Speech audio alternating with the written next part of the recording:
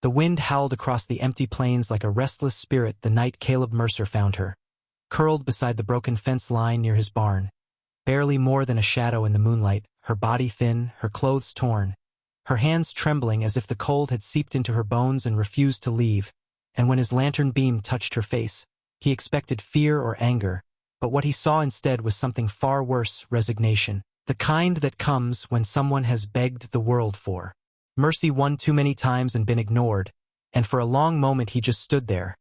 a lone cowboy with dust on his boots and scars in his heart, staring at a starving native woman who looked like she had already accepted death, and though his mind screamed caution, though every story he had ever heard whispered danger, something deeper than logic made him kneel, offer his canteen, and gently say, "You're safe here." And when she drank, it was slow, careful, like she didn't trust the water to stay, like she had been punished for hope before, and he took her inside his barn, wrapped her in an old blanket, gave her bread and beans, watching as she ate with the kind of gratitude that made his chest ache, and she spoke little, only telling him her name was Ayanna and that she had been cast out after her people were driven from their winter grounds,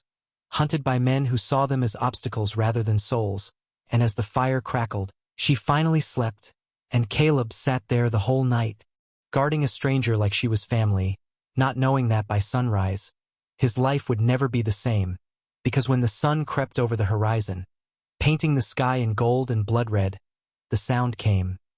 Not thunder, not wind, but hooves, hundreds of them, shaking the earth, and when Caleb stepped outside, heart hammering, hand hovering near his rifle, he froze, because lined up across the field in perfect formation were nearly 200 native warriors, mounted, still, silent, their presence so overwhelming it felt like the land itself had risen to confront him,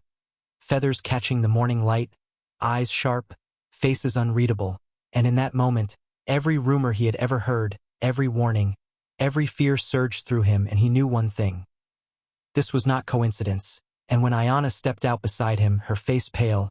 he saw recognition flash in her eyes, and before he could speak, she walked forward, lifted her hand, and the warriors dismounted in perfect unison. Their leader stepping forward, tall, scarred, powerful, carrying the weight of command in every step, and Caleb felt his knees weaken, because he understood then.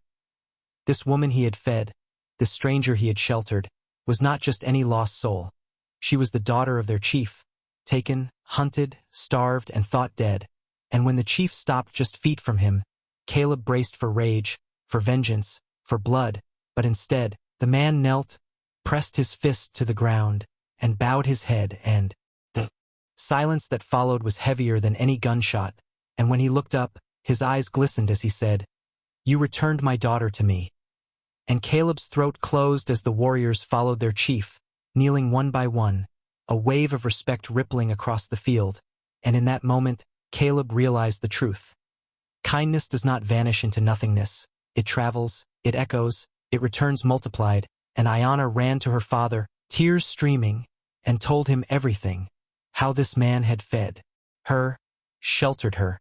protected her without asking for anything, and as the warriors listened, something shifted in their faces, the tension dissolving into reverence, and the chief stood, walked to Caleb, and placed a hand over his heart, saying, "You did what many would not. You saw a human, not a label." And Caleb, overwhelmed, whispered, "I just didn't want her to die." And the chief answered, "Then you saved more than one life, you saved hope."